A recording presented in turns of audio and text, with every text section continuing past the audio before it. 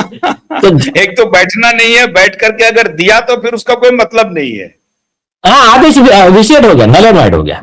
आप जोक बताता हूं, योहान टोंगरा और अंबर कोहली जी की तरफ से फिर एप्लीकेशन लगाया गया कि ये बात आपने डिस्क्लोज नहीं की कि आपका आदेश नल एंड वाइड होगा रिया छगला का, तो जस्टिस रिया छगला। तो आप ये आदेश वापस लो या खारिज करो। तो उसके ऊपर जवाब मांगा गया सीरम इंस्टीट्यूट से, आदर पूनावाला से। हम्म। आप बताओ, आपने ये बात क्यों नहीं बताई? और हमने क्या लिखा था कि हम्म। सीरम का हेड ऑफिस पूना में है। वो पुलिस कंप्लेंट जो हुई थी स्नेहल लूनावत के मामले में, वो उन्होंने जो सीरम में दिया था वो पूना में हुई थी, मोर्चा पूना में था, हमदर्द देने पूना में गए थे। तो आपने वहां से आके बंबई में जस्टिस रिया छगला साहब के कोर्ट में क्यों फाइल किया, क्यों सुनवाई ली? तो इसका भी जवाब देना पड़ेगा ना। तो फिर उसका जवाब ही नहीं दिया उन्होंने। मतलब आप उसका, अभी उसका रूल क्या है, लॉ प्लीडिंग क्या कहता है कि अगर हमने कुछ आरोप लगाए और आपने उसका जवाब नहीं दिया, मतलब आपको आरोप मंजूर है, that is about to admission. तो अभी तो उनके पास वो भी नहीं बचा है। ये मतलब उन्होंने बोला कि नहीं, हम जवाब नहीं देंगे, मतलब तुमको मंजूर है तो तुम्हारे संबंध है, तो तुमने वो मैटर में आर्गुमेंट करके ऑर्डर क्यों लिया। तो ये एक पार्ट होगा उनका। और ये रहा, ये केस में जो आदेश आ गया है, इसमें ये एक आदेश आया है और इसके पहले ना वो भी एक आदेश आया है जो नागपुर कोर्ट का, प्रकाश पोरे जी का, जो भी अंडर चैलेंज है बिफोर नागपुर बेंच। लेकिन वो आदेश में भी बहुत क्लियर तरीके से लिखा है कि इन्होंने डेथ के साइड इफेक्ट छुपा के मतलब लोगों को ये किया इनके, और मतलब डेथ कॉजिंग साइड इफेक्ट वाली वैक्सीन बेची। और जब इनके ऊपर आरोप किए गए तो इन्होंने कोर्ट को भी गुमराह किया और कोर्ट में झूठा एफिडेविट दिया करके इनके खिलाफ प्रोसिक्यूशन ऑर्डर हुआ है, आदर पूनावाला, सारस पूनावाला एंड अदर्स। आप दूसरी चीज, इनकी एक जो प्रकाश पोरे जी का दूसरा यह है 15 लाख 12 लाख करोड़ वाला सूट है, जिसमें नोटिस इश्यू हुई इनको, इनकी प्रॉपर्टी अटैच क्यों नहीं करना है वाले ग्राउंड पे। तो उसमें तो बहुत क्लियर लिखा है, देखो ये क्या करता है मालूम है क्या,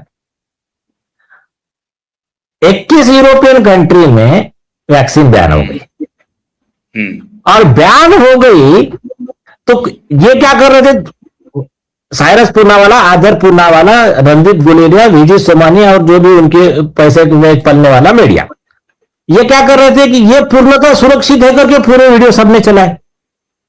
लेकिन ये बैन हो गई, ये वीडियो किसने नहीं चला, ये न्यूज किसने नहीं चलाया, और ये खुद मार्केटिंग कर रहे थे, साइरस पूनावाला मार्केटिंग कर रहा है कि बूस्टर भी लो। और जैसा बैन हो गया तब उसने ये नहीं बोला लोगों को, बल्कि आदर पूनावाला का वीडियो ये पूर्णतः सुरक्षित है, ये नहीं बोला कि इससे डेथ कॉजिंग साइड इफेक्ट है करके।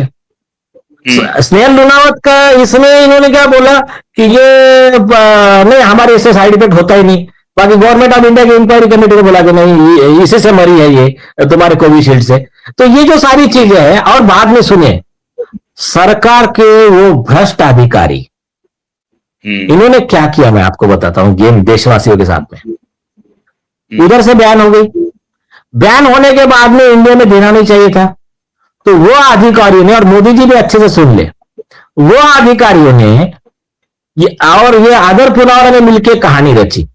उन्होंने कहा हम देश को फिलैंथ्रोपी, चैरिटी के माध्यम से 200 रुपया कम में वैक्सीन दे रहे हैं। हो गया? अरे भाई, तूने वो वैक्सीन के साथ में ऊपर 1 करोड़ भी दिया तो भी कोई आदमी नहीं लेगा कि मालूम है कि इससे डेथ हो सकती है करके। तो वो डैमेज उधर से रिजेक्टेड वैक्सीन ये अधिकारियों ने इसके पास से लेके बूस्टर भी करवाया और 40-40 हजार करोड़ रुपए इसको दिया चेक, और मैंडेट करवा रहे तुमको लेना ही पड़ेगा। तो ये देशद्रोह नहीं तो क्या है, और ये मास मर्डर नहीं तो क्या है। आप बता नहीं रहे हो कि इससे डेथ होती है करके, और बोल रहे हो मैंडेटरी लेना पड़ेगा, तो फिर ये क्या है, फिर मास मर्डर नहीं है ये? तो ये ऐसी सारी चीजें हैं, ये सब चीजें अभी रिकॉर्ड पे आ चुकी है, और डिवीजन बेंच का आदेश आ चुका है। तो डिवीजन बेंच के आदेश के जो भी कॉन्ट्रारी होंगे सिंगल जज के, जस्टिस रियाज चागला के, वो नल एंड वाइड होते हैं, वो कोई ये नहीं है। दूसरी चीज बाकी भी लीगल चल रहा है इसका। और एक ये जो है ना, आदर Poonawalla and Cyrus Poonawalla and others, ये एफिडेविट पे कोर्ट में लिख कर दे रहे हैं कि नहीं, हमारी वैक्सीन बैन हुई नहीं थी, नहीं हमारे इसके डेथ कॉजिंग साइड इफेक्ट है ही नहीं। तो कोर्ट ने ऑर्डर में लिखा, नागपुर कोर्ट ने, कि ये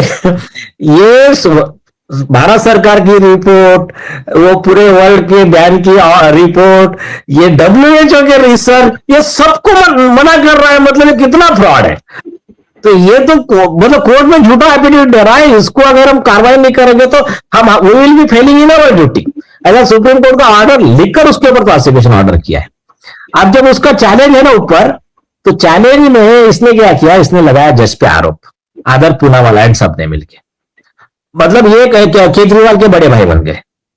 इन्होंने बोला कि जिस जज ने आदेश दिया, उनके लैंग्वेज देखो, जिस जज ने आदेश दिया, इन शॉर्ट में वो जज प्रकाश पोहरे जी से मिला हुआ था, उन्होंने उनको खुश करने के लिए यह आदेश दिया। वो जज को लॉ का नॉलेज कुछ है नहीं। इस तरह के आरोप उन्होंने किए एफिडेविट पे। फिर हमने उनके ऊपर लगाया अर्जी, कि हमने कहा कि ये ऐसे वर्ड जो लिखे हैं, और अच्छा, उनका कहना है जज को लॉ का नॉलेज नहीं है। क्यों नहीं पता है क्या? उनका कहना है कि उनके ऊपर प्रोसिक्यूशन ऑर्डर करने से पहले उनको नहीं सुना। तो हमने सुप्रीम कोर्ट के जजमेंट दिए, तो बॉम्बे हाईकोर्ट ने ऑर्डर में क्लियर लिख दिया, आरोपी को सुनने की जरूरत नहीं। अभी सारे आरोप उनके झूठे हो गए साबित। अब फाइनल हियरिंग के लिए वो मैटर है। ऑलरेडी उनके जितने ग्राउंड थे सब ऑलरेडी रिजेक्ट हो चुके हैं। अभी बाय गॉड ग्रेस उधर भी एक अच्छा डेवलपमेंट है, और ऑलमोस्ट सारे केस में अच्छे डेवलपमेंट्स आ गए हैं। तो उसमें तो 12 लाख करोड़ का कॉम्पनसेशन का है, तो उनको तो डिपॉजिट करना पड़ेगा। कितना डिपॉजिट? पूरी जिंदगी खत्म हो जाएगी, जो कमाया सब खत्म हो जाएगा। हाँ नहीं, उसमें तो पहला मांगा है, पहला तो बहुत ये प्रेयर मांगा कि सबसे पहले 12 लाख करोड़ की बैंक गारंटी देने का आदेश दीजिए, या तो उसको इसमें डालिए, जेल में डालिए, डिटेंशन में डालिए। तो उसके ऊपर अभी हियरिंग होना है। अभी एक हियरिंग था, लेकिन उनके वकील का कुछ हेल्थ का इश्यू हो गया, तो एक एडजर्नमेंट मांग लिया। तो वो उसमें चिंता मत कीजिए, अभी ठीक है, 2-4-6 महीना और क्या है उसमें मैक्सिमम। तो ये दोनों प्रोसीडिंग्स एक साथ चल रही है। एक तो हाईकोर्ट के सामने सारे तथ्य पहुंच गए हैं, जो आप कह रहे हैं, नागपुर हाईकोर्ट, मुंबई हाईकोर्ट का नागपुर बेंच के पास। और दूसरी बात, अभी तो मुंबई हाईकोर्ट ने आदेश कर ही दिया कि आप सीधे ट्रायल कोर्ट में कंप्लेंट फाइल कीजिए और प्रोसीडिंग शुरू कीजिए। तो पुलिस वाला खेल खत्म, FIR करिए, ये करिए, इन्वेस्टिगेशन करिए, ये करिए। इसका मतलब ये है कि अभी जब आप कंप्लेंट फाइल करेंगे ट्रायल कोर्ट में, तो ये स्पीडी होगा पूरी तरह से। हाँ यार, अभी चिंता मत कीजिए आप। अभी ये जो ट्रायल